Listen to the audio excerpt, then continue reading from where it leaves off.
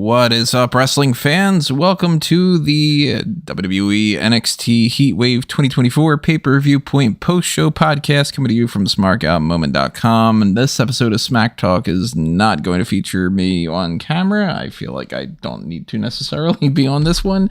I honestly feel like I don't even really need to do this podcast, to perfectly be honest, because very, very few things for me to talk about for this show. The most interesting things happened within the last 30 seconds of the pay-per-view, so that is really the reason why this is actually happening, instead of it just being like, all right, we'll just talk about it on the hot tags or something. But yeah, to not bury the lead too much, this was a pay-per-view that I felt was incredibly lackluster, and just that nothing happened on it. And I have very, very little to say here, so how long this podcast goes is going to largely depend on how many people are chatting it up in the live chat. I see that we do have Peter and Frankie popping up, having a slightly different opinion about some of the things that happened. Now there are tomatoes being thrown at me.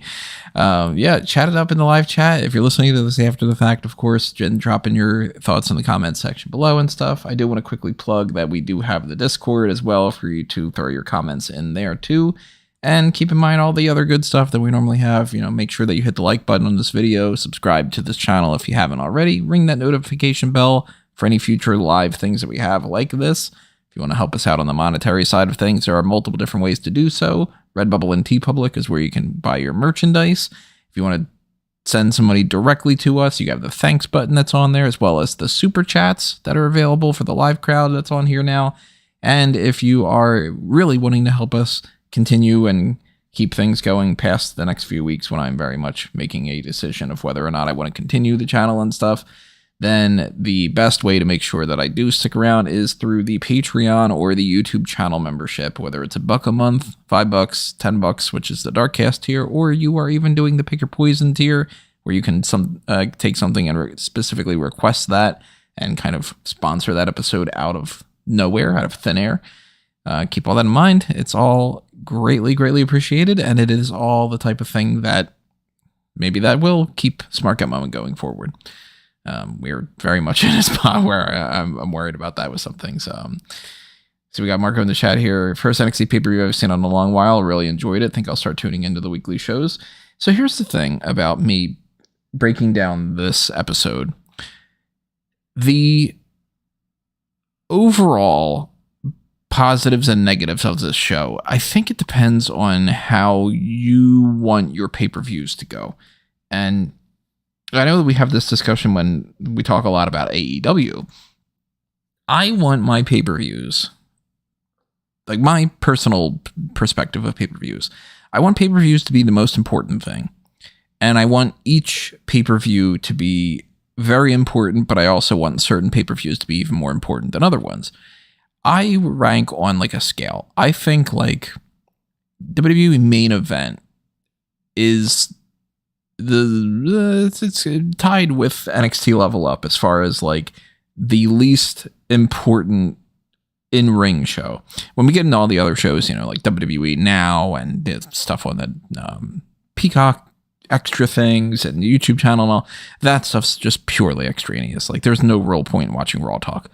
But when it comes to the in-ring product, yeah, those shows matter less. NXT matters the least out of the three main things. And then Raw and SmackDown, I kind of put as like equals. But Raw and SmackDown, I do sort of put Raw a little bit more important. And then WWE Speed. Yeah, never mind. That is the most important. I forgot about that, Peter. It's so little of an importance that I even forgot it existed. But I think TV needs to have important things happen on it. And they need to make sure that the TV shows are very interesting and you can keep watching that week to week. But the pay-per-views are when it should become even more important. And then a pay-per-view like Money in the Bank should be more important than Bash in Berlin, but neither of them should be as important as SummerSlam. And SummerSlam shouldn't be as important as WrestleMania. So I want my pay-per-views to feel like there's a good show on TV and then it's an even better show on the pay-per-view, and that's where a lot of important things happen, and that's where like you get people making their returns, title changes, so on. A lot of people, they just want good matches. That's one of the things that Callum, for instance, talks about quite a bit, is that he just prefers more so, if he has to pick between the two options, he would prefer to watch something that has better matches. I think that the matches were all fine. They're all solid. Like, there wasn't a bad match really here, except for parts of mostly Lola Vice and Roxanne Perez. But the matches themselves were fine. I've already forgotten everything that happened in them. I can't tell you anything other than who won for most of what happened. And I was paying attention to the whole pay-per-view. It's not like I wasn't paying attention to it. I was watching the whole thing, starting from the pre-show onward. And yeah, I'm really just at a loss for like things to talk about that happened here, because this is the quick rundown. Every title changed. Every title stayed exactly where it was, except for the main event.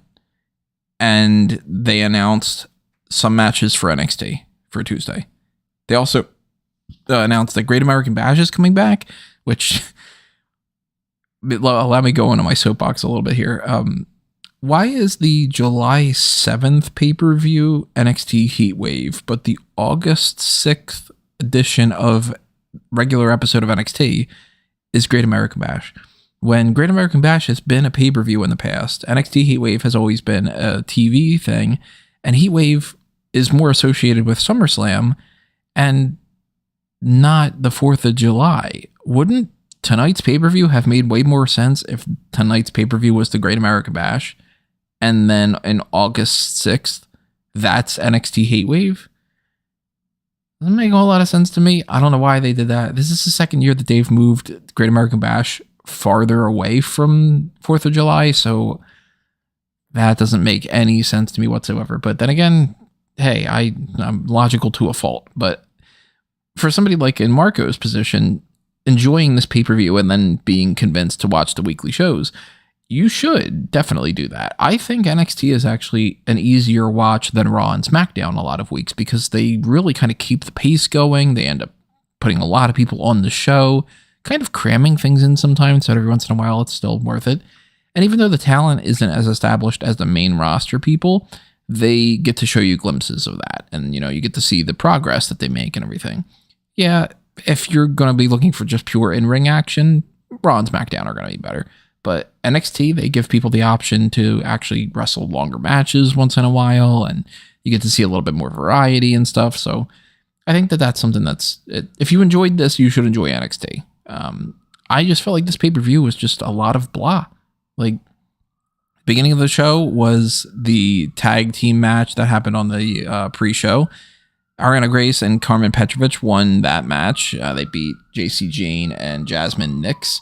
In the countdown to NXT Heatwave, just, pre-show setup, nothing really coming about there, except for the fact that now we know that Karmen Petrovic and Arianna Grace are going to have a match on NXT on Tuesday, because they had a little backstage segment where they both were talking to Ava, and Grace was saying that she doesn't want an anchor like Karmen to weigh her down. That's the last time that they're going to team.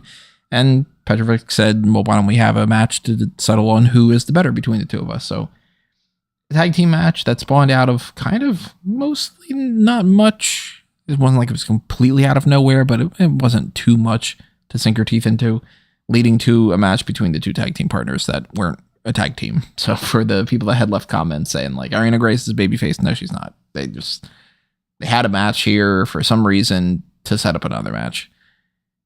Grace is very much like, she's a lot of fun. She's a good character and all, but they need to actually like figure out what they want to do with her and like how they want to transition using that character in some way. Because the Gigi Dolan stuff immediately got sidelined, and maybe they had good plans for that. Maybe they didn't. I don't know. I guess we'll probably never know. But this Petrovic thing is just as bare bones as you can get. And it's not something that I'm super duper excited about. But then again, I'm not super duper excited about any of the stuff that's happening on this next episode of NXT. They had announced like Luke Gallows. There you go. Carl Anderson and Luke Gallows against OTM. I couldn't care less.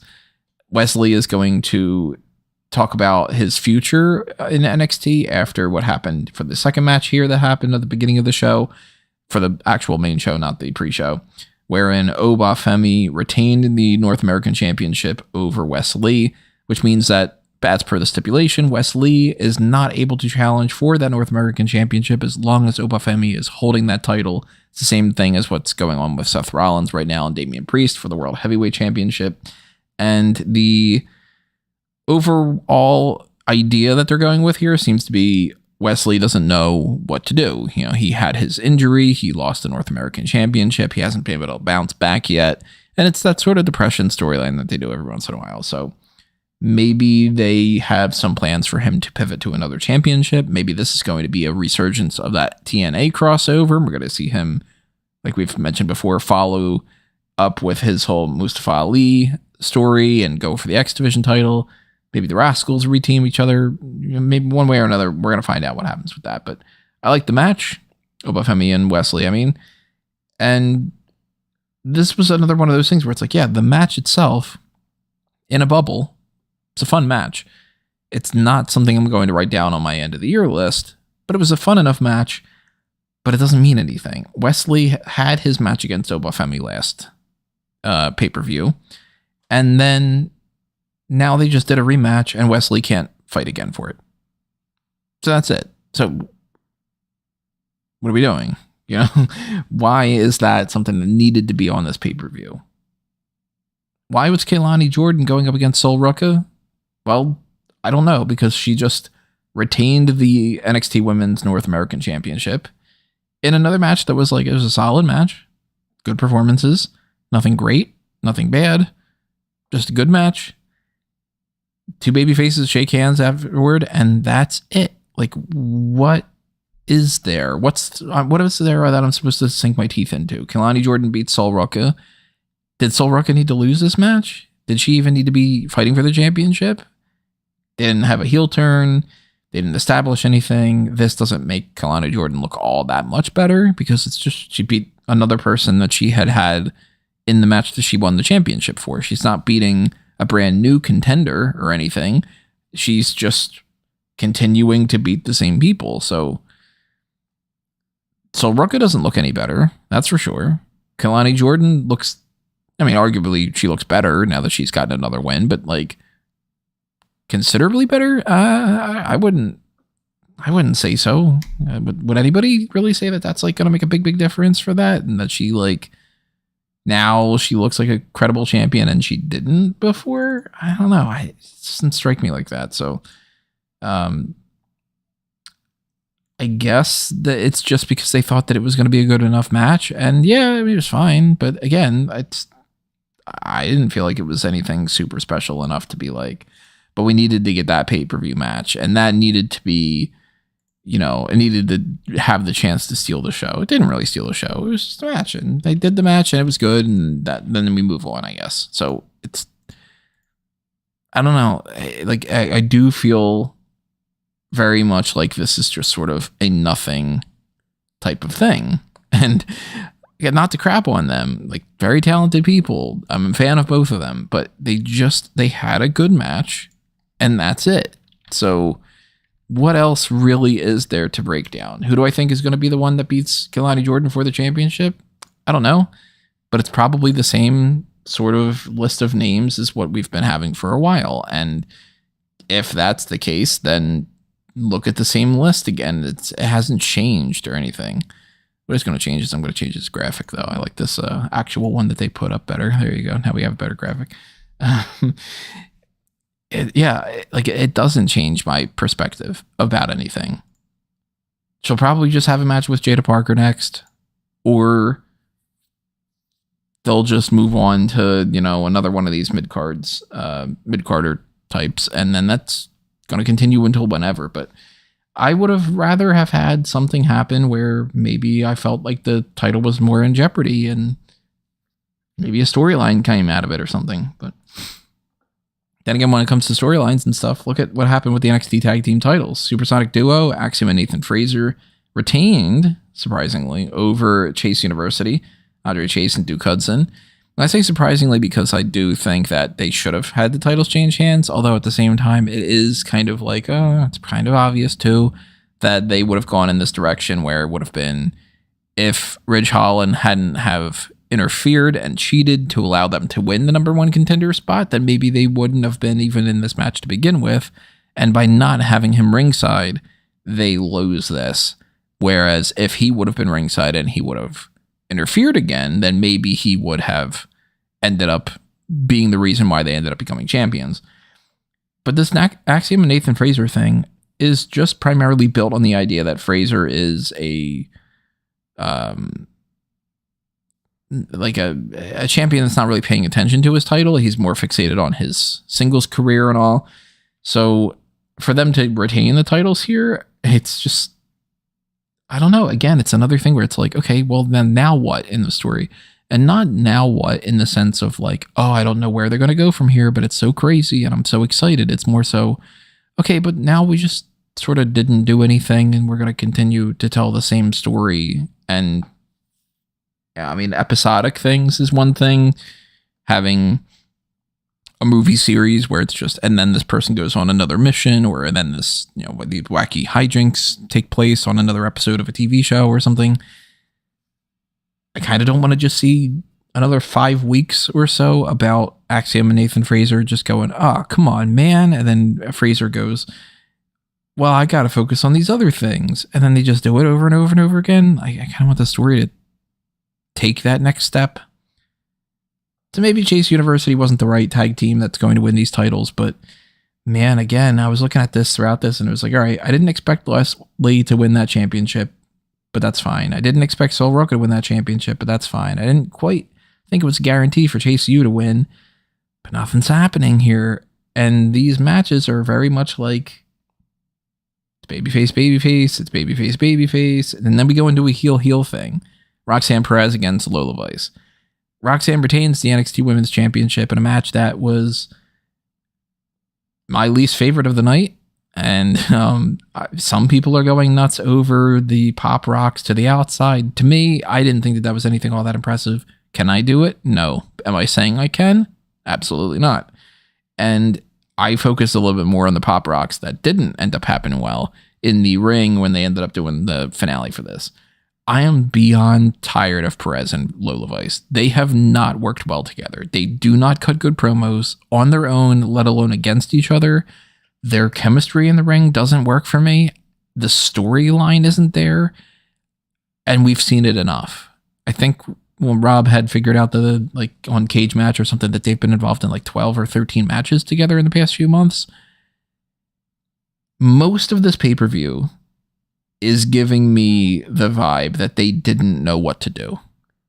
Maybe there's something with the TNA thing that's gotten in the way of this, because maybe they were planning on having something different, and then that got mixed up, so they had to just go back to the well with certain things. But they rushed a lot of this. Like, Sol Ruca won that number one contenders match, and it was just basically put her in a match. Now she's fighting the champion, and then we're just going to do it. Same thing with Chase U. Same thing with Roxanne and Lola. It's just sort of, well, I guess we're going to be that match, and then we just move on to it. So it didn't seem like this was the plan to me. And I was expecting that Julia would maybe pop up here, and then that was the big, like, well, we needed to wait a little bit because we thought that we were going to have her for this, and she's injured, but we can at least show her. But no, she didn't pop up at all. So again, it's another, like, Perez just retains. The Lola Vice thing better be over with. And then that's it. All right. Well, at this point, I was already writing off the pay-per-view. It's just like, nothing's going to happen here. It's a complete wash of a pay-per-view. And then they have to prove me wrong a little bit, because we have our main event, the fatal four-way match for the NXT Championship, where Trick Williams goes in as champion up against the number one contender, Javon Evans, who won a 25-man battle royal. And then another number one contender in Ethan Page, who had beaten Javon Evans on the same night as Evans winning that number one contender spot and not actually eliminating Ethan Page. And then Shawn Spears, who was thrown in there just for the hell of it. And 2-on-2, heel and face team type things. You know, of course, that breaks down with a four-way because you have to have everybody man for themselves. And it ends with Ethan Page pinning Javon Evans and winning the NXT Championship. So they went in the direction that I didn't anticipate that they would. They decided to take the belt off of Trick Williams and have somebody else take the pin, so that way Trick didn't lose any momentum, really, which brings up two potential options in my mind. Number one, and the thing I think is most likely, Trick Williams is going to get a rematch against Ethan Page at Great American Bash. He's going to win the championship back on August 6th. And this was just a means for them to give a little bit of a boost to Ethan Page, make sure that he didn't lose any steam, and to give them something to do for the next few weeks. So that way they don't just dawdle and have like absolutely nothing for a hook. Or they plan on moving Trick Williams up to the main roster in enough time that they felt like this was fine enough to take the title off of him here and to at least like kill some time in the meantime until they end up, pulling the trigger and having him move up to the main roster. But I don't think that's going to be the case. I don't think that we're going to see Trick on Raw or SmackDown.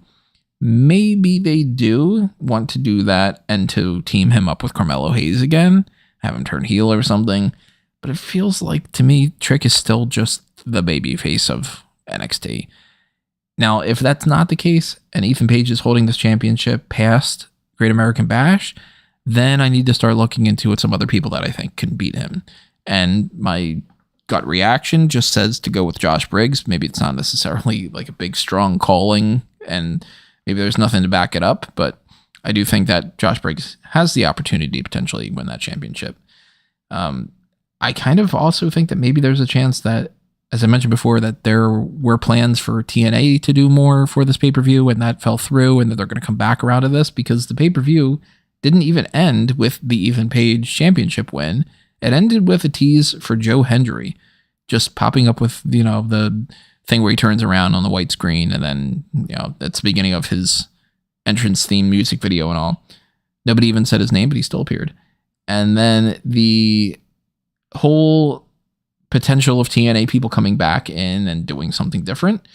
Maybe they want to do Ethan Page versus Joe Hendry. Maybe they want to do Moose versus Ethan Page, or, maybe they're going to come back around to Trick being champion, and then they have some plans for him to defend the championship against somebody else or whatever. I don't know where they're planning on going, of course. I don't have any insider information, but I'm interested in Ethan Page being the champion and how they go about this next. But man, it took him forever to do something on this pay-per-view, didn't they?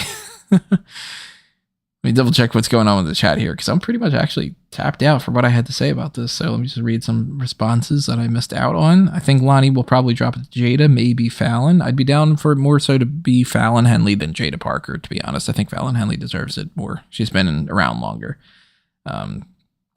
Roxanne wins NXT North American Championship, become Triple Crown. Maybe. I mean, she won the tag title. She won the NXT title twice, so maybe the North American is on her radar. Okay, this I'll agree with you on. Not very good. Roxanne's great, but Lola isn't ready. I really don't know what else is left for Perez because they're just waiting for Julia now. Again, probably the case. Bella says probably will mess up Oba Femi like Braun Breaker, Bray Wyatt, Rusev. Yeah, Oba Femi needs to stay in NXT a little longer, just to make sure. Push him when they're ready. Don't do it any sooner. So we got Curvin puts out here, people hype about Tiffany Stratton a lot. Not me. She is doing the same thing like everybody else, but not Sol Ruca. She's different. I like Sol Ruca. I think she's got a lot of potentials. If you were to say to me right now, you need to crown a new NXT Women's Champion, Sol Ruca would have been my pick. That's why one of the reasons why I didn't think that she should have been having this match against Kelani and Jordan, because I don't think she should be losing that and losing an attempt to fight for a mid-card title when she should win the world one. Technically world, I mean, they don't call it the world one.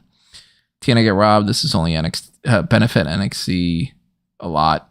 I mean, it seems to boost up the ratings a little bit, at least. I just went on Cage Match for the show, and I think Tony versus Heatwave might be the feud of the year. Is this getting like really high praise, Heatwave? It just seems like such a bland pay-per-view. And I'm not the only one that's thought so. I reached out to a couple people, and I'm like, man, nothing's happening. And everybody's like, yeah, this is like kind of pointless. Maybe Hendry confronts Wesley. Maybe. Yeah, that might be how they combine those segments. Ratings for TNA or NXT. The TNA ratings were actually better. I don't know about NXT. Joe Hendry beats Ethan Page now before 10:30. That's a win.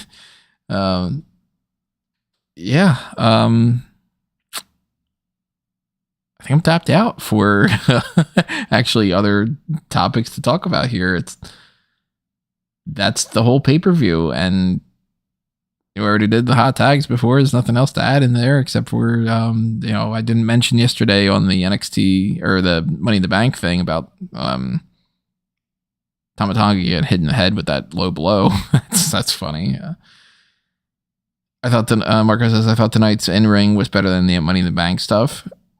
I think overall, I still would go more Money in the Bank as my pay-per-view I enjoyed more. Maybe it's just because more happened in there. Maybe it's that simple.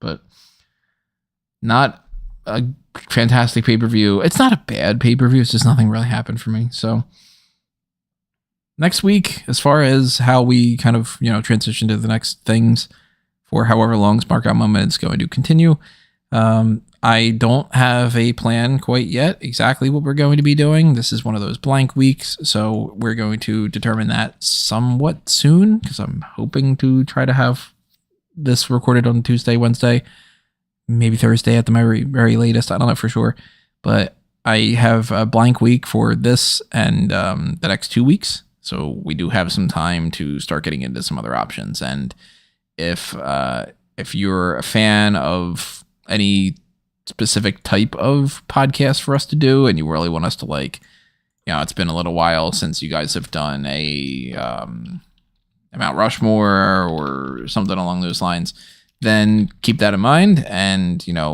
let me know in whatever fashion that you can. Leave a comment below, put something on the Discord, Facebook, Twitter, reach out on the website, whatever it might be. And they, will all be taken into consideration, and we'll all try to figure out what we're going to do for this week. Double check at the chat again right now. Yeah. What else to tell you? Check out the link tree. Go to amangotree.com and show your support for all the things that you find on there. All the Fanboys Anonymous links, the Smark Out Moment links, my personal links.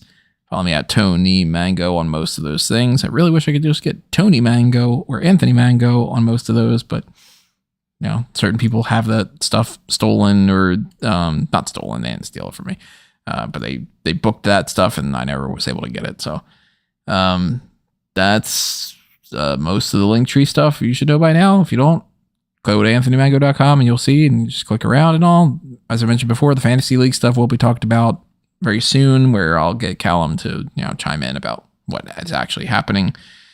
And all right, well, adios, everybody. This has been another Smark Out Moment, and I am being counted out.